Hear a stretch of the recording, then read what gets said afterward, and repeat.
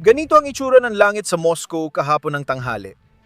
Ang kabisera ng pinakamalaking bansa sa mundo ay biglang nilamon ng dilim sa gitna ng hapon. Lahat ito ay dahil sa usok mula sa nasusulog na oil refinery na sobrang kapal kaya natakpan ng araw.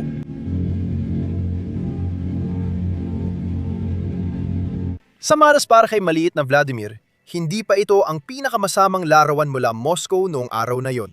Pinakamasama ang larawan nung aksidenteng tinamaan ng Russian Air Defense Missile ang sarili nilang oil depot. Tingnan mo ito. Naku anak, buo ng lahat.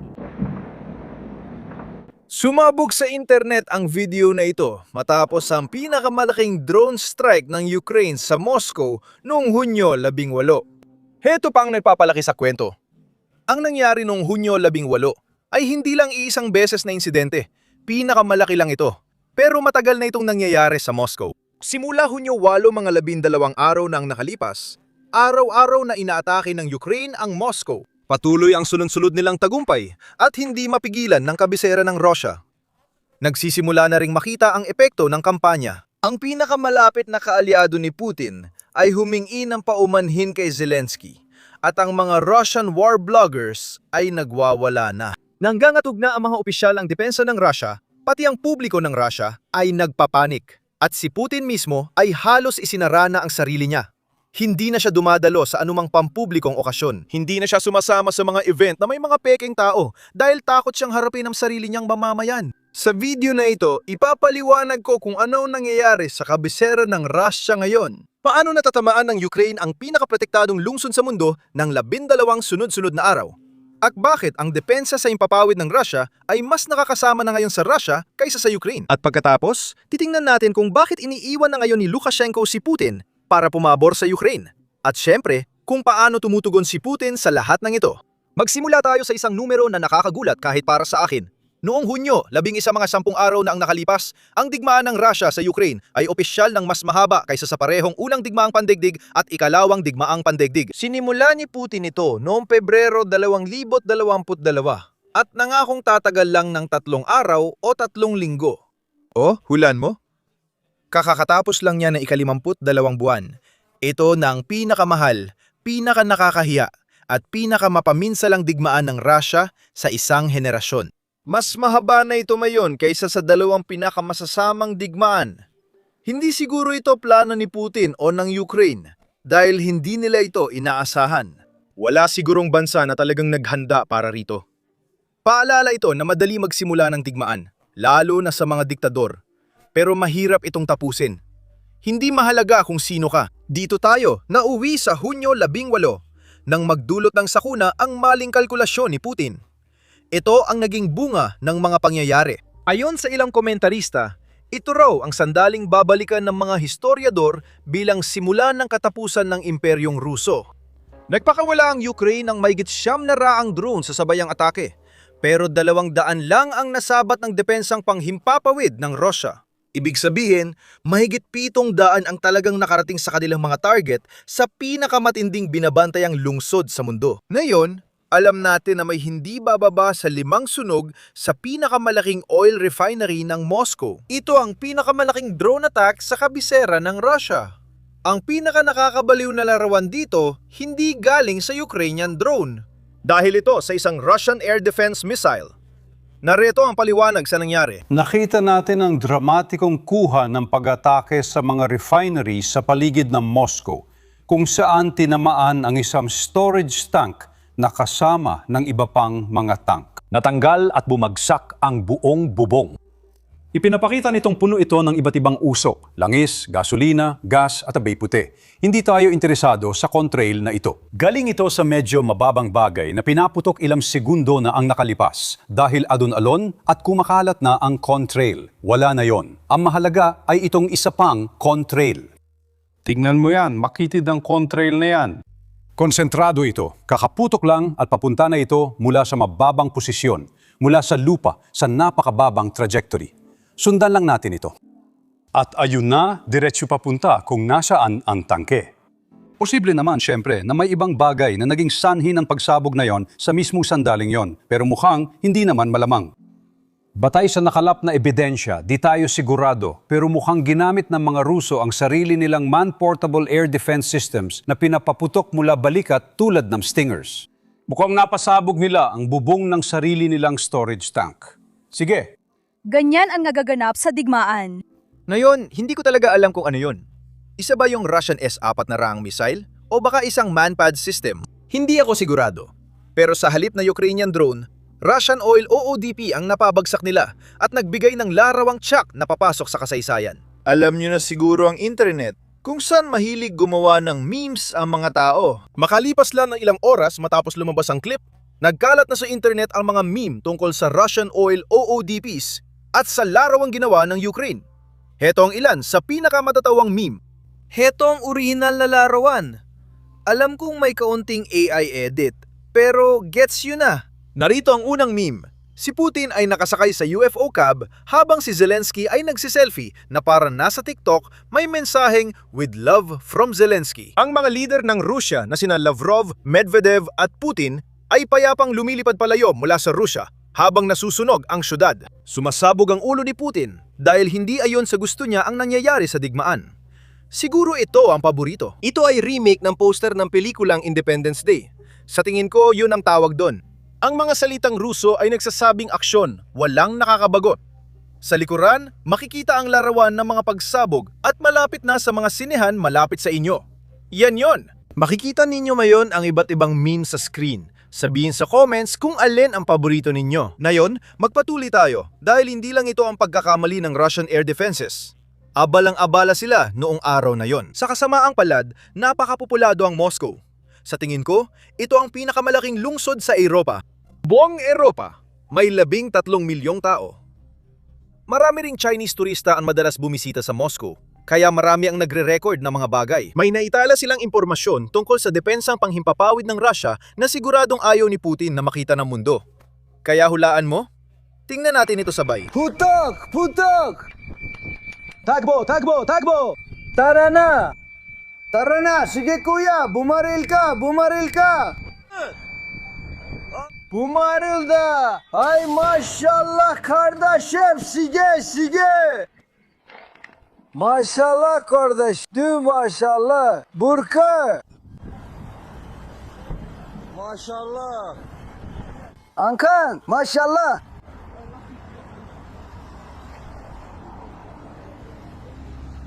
Diyos ko, unggoy ano? Dito, dito, dito at dito! Sige, sige! Sige! Saan ka nagmamadali? Vur, vur! Vur! Allah! Vur! Allahu Ekber! Vur!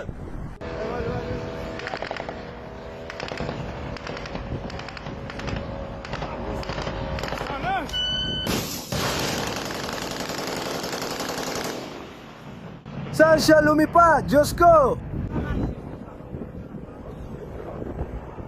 Saan siya lumipad?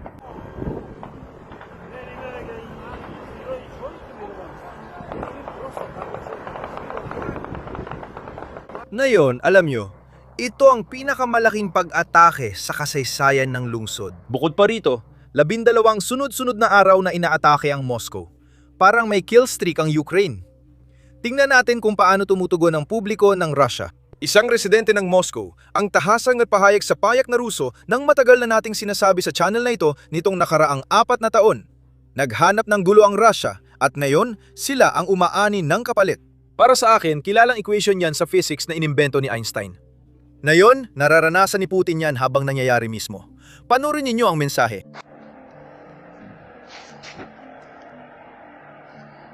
Diyos ko, grabe naman. Tingnan mo lahat na susunog doon.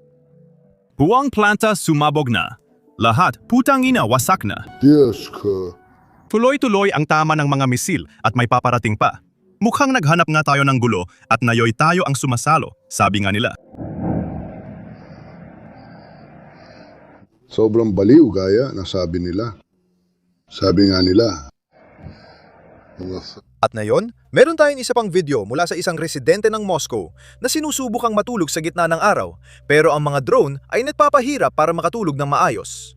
Panoorin ninyo itong video na ito. Sobrang believe mo, sabi ko.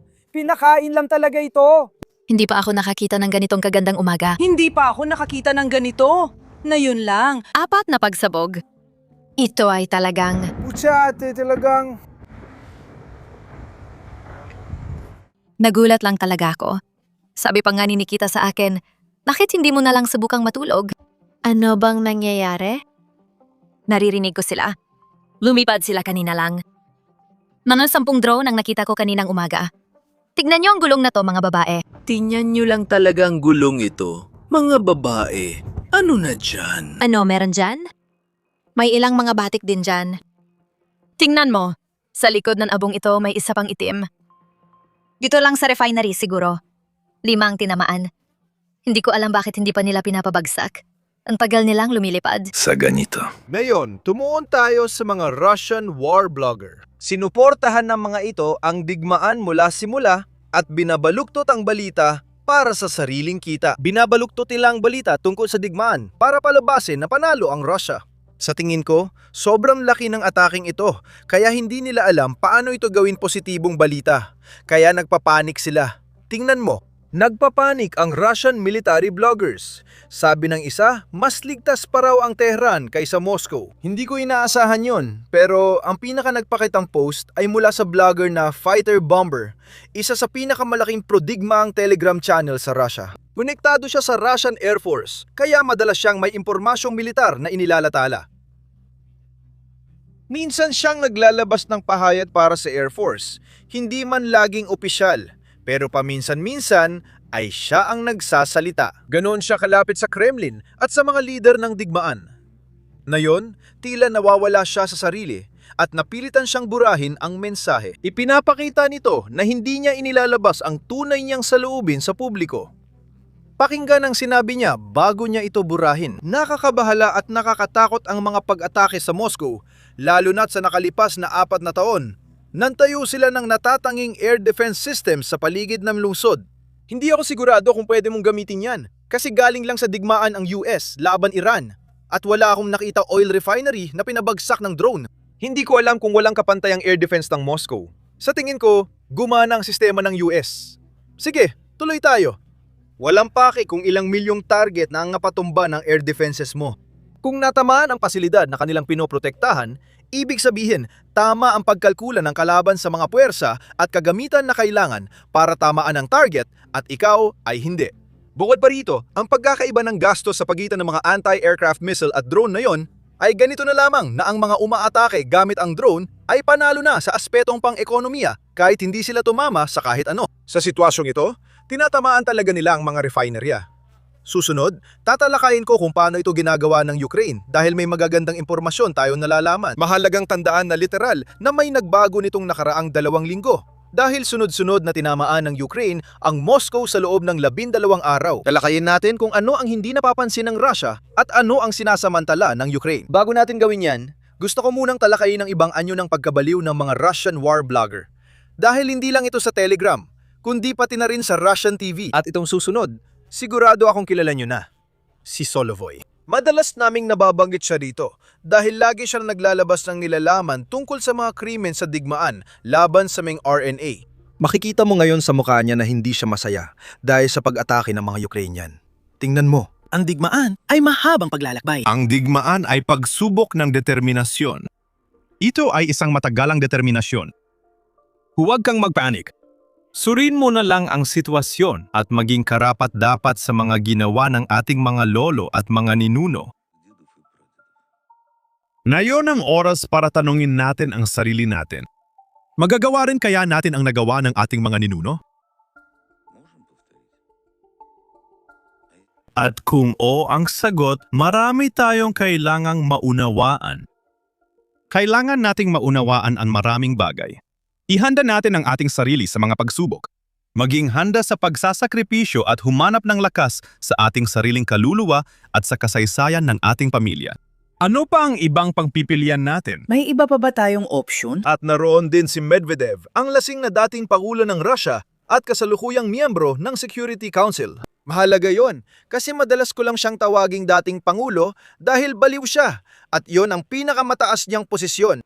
Pero hanggang ngayon, isa pa rin siyang makapangyarihan sa Russia at regular na naguulat kay Putin. Kasama siya sa Security Council, isang mataas na sanggay ng pamahalaan ng Russia. Isa siyang makapangyarihang tao sa gobyernong may digmaan. Pakinggan mo ang sinasabi niya. Lumantad siya sa publiko at parang nababaliw na. Wala nang patakaran sa pakikitungo sa Kiev. Ang tanging limitasyon sa digmaan laban sa Ukraine ay huwag sinadyang targetin ang mga sibilyan. At ang Hague Convention on Law and Customs ay hindi na kailangan. Ngayon, hayaan ninyong ipaliwanag ko kung ano talaga ang ibig niyang sabihin dahil medyo nakakabaliw ito galing sa isang tao na may tunay na kapangyarihan sa loob ng pamahalaan ng Russia. Ang Hague Convention ay hindi tungkol sa mga sibilyan. Iyon ay Geneva Convention. Ang Hague Convention ay tumutukoy sa mga paraan ng digmaan at kung ano ang pwedeng gamitin. At sa madaling salita, ipinagbabawal nito ang paggamit ng lason o gas, anumang bagay na biolohikal. Mga ganong bagay ay hindi mo maaaring gamitin. Pinag-uusapan din dito ang hindi pag-atake sa mga pook pangkultura, tulad ng simbahan na sinalakay ng Rusya kamakailan. Ilang araw matapos ang inatake na itinatanggi ng Rusya, narito ang pinuno ng Security Council, dating Pangulo, na nagsasabing hindi na nila susundin ang Hague Conventions. Ngayon, medyo nagsasabi ito ng totoo. Pero sa totoo lang, kung tutuusin, wala naman talagang epekto dahil hindi naman sinusunod ng Rusya ang mga iyon simula at sapul. Pero ngayon, naririnig na natin ng hayagan mula sa isang taong malamang ay kasali sa proseso ng paggawa ng desisyon sa digmaang ito. Sinasabi niya na, "Oy, hindi na talaga kami susunod sa kahit anong patakaran. Lalabanan namin ang kahit sino at lahat ng kaya namin labanan." At ito ay isang bagay na ginagawa na ng Rusya, di ba? Tuwing may pagdurusa sa harapan, ang mga sibilyan ang kanilang pinupuntirya. Kapag inaatake ang Moscow o may nasirang refinerya, mga sibilyan ang ginagantihan nila. Ngayon, may kumpirmasyon mula kay Medvedev. Tingin ko lasing siya nang sabihin niya yon at yun ang palusot niya. Ganito talaga ang kilos ng Rusya. Lumipat tayo sa tanong, paano ito nagagawa ng Ukraine? Bakit parang walang depensa ang Moscow? Isang mahalagang lungsod para kay Putin. Natural lang na hindi maglalabas ng sikreto ang Ukraine. Ganyan talaga sa digmaan at ganyan ang kilos ng mga bansa sa gera. May iba't ibang paliwanag mula sa mga eksperto sa kanluran, Estados Unidos, Europa at pati mga Ruso na sinusubukang alamin kung paano ito nagagawa ng Ukraine. Gusto kong tingnan pareho para mas makita natin ang buong larawan ng nangyayari. Simulan natin sa pagsusuri ng mga taga-kanluran. Ngayon, isang mahalagang paalala lang dito, sa totoo lang, ang Rusya ang unang gumamit ng mga drone sa digmaang ito. Noong Oktubre 2022, nagsimula silang bumili ng Shahed drone mula Iran at gamitin ito laban sa Kyiv na parang malawakang pag-atake ng drone para tabunan ng depensa sa impapawid.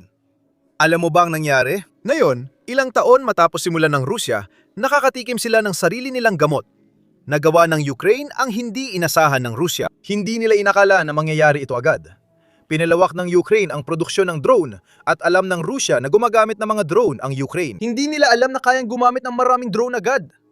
Tumaas ng halos 10% kada buwan ang produksyon ng Ukraine.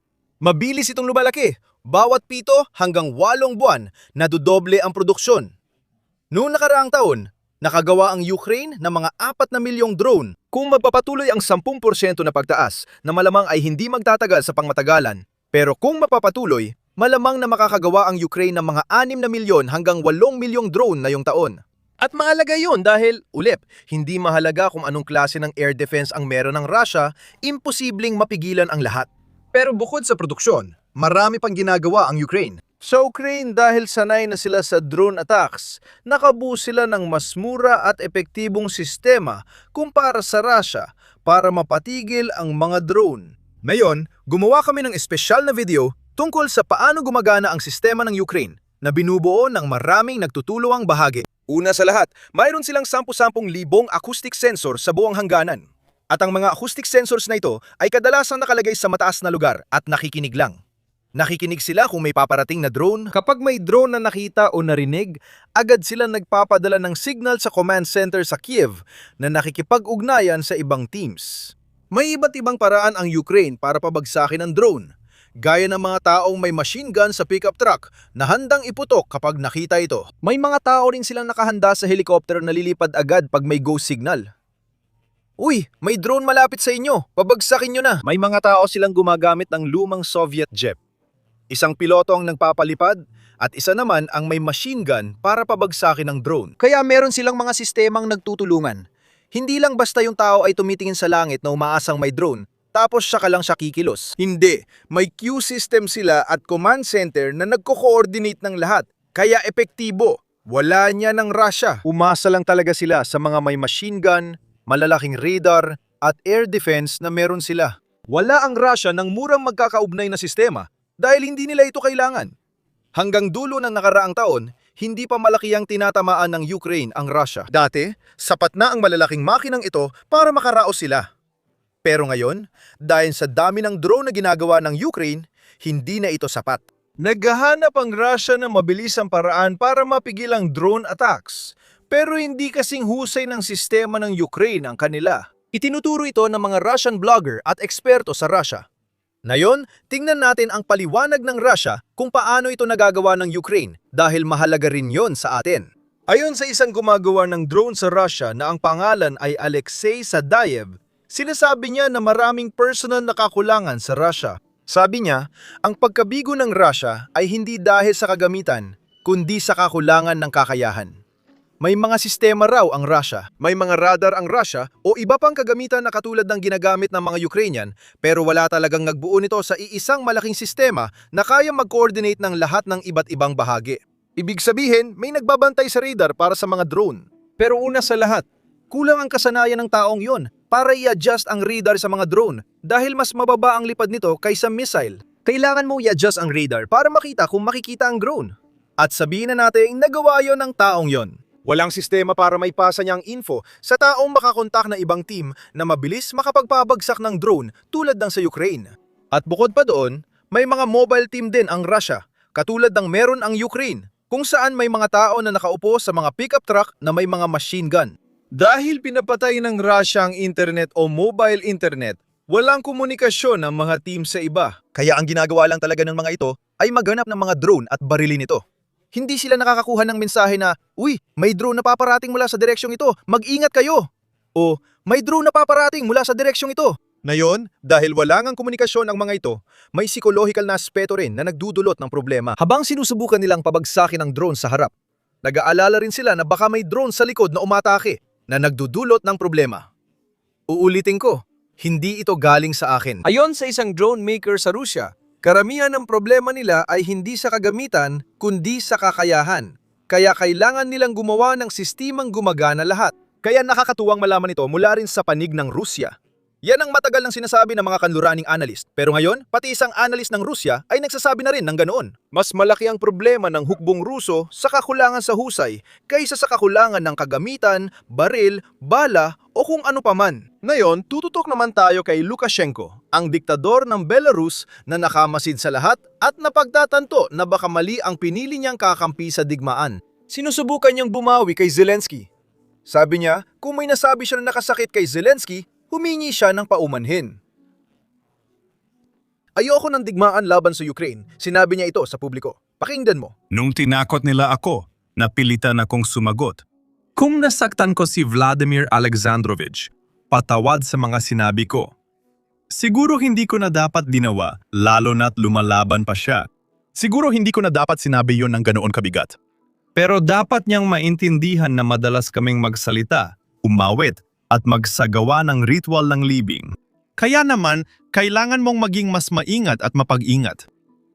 Bukod pa rito, lubos niyang naunawaan inuulit ko na walang saysay ang umasa ng anumang aksyong militar mula sa Belarus, lalo na mula sa akin. Noong simula pa lang ng digmaan, iminungkahi ko na sa kanya kung paano magkakaroon ng kasunduan at kapayapaan. Ngayon, syempre, hindi tinanggap ni Zelensky ang paghingi ng tawad na ito. Sa madaling salita, sinabi niya kay Lukashenko na, "Hey, hindi talaga namin iniintindi kung anong panig ka. Ang kailangan mo lang gawin ay itigil ang pagtulong sa Russia sa pagpatay ng mga sibilyang Ukrainian." Ibinigay ng Ukraine ang ilang halimbawa. Sabi ni Zelensky ng Ukraine, "Hey, may kagamitan kayo. Binibigyan ninyo ng access sa radar ang Russia, binibigyan ninyo ng access sa inyong himpapawid ang Russia, at ginagamit ng Russia ang lahat ng ito para magpadala ng mga drone at missile sa Ukraine. Kaya kung ititigil niyo ito, wala kaming magiging problema. Kung di ninyo itigil, alam niyo kung ano? Ngayon, parang walang limit ang drones ng Ukraine. Kaya nilang solusyonan ang problema nila. Pakinggan nyo ito. Sa ngayon, wala pang matinding harapan sa pagitan ng Ukraine at Belarus. Pumapatay sila ng civilian doon. May transmitter sa mga ture. Maaari ba niyang alisin ito? Paano naman ang mga sinabi niyang ayaw niyang mapasama sa digmaan? Hayaan mo siyang alisin o patayin ang kagamitang ito. Sa tingin ko, sapat na ang 1 linggo para magawa niya ito.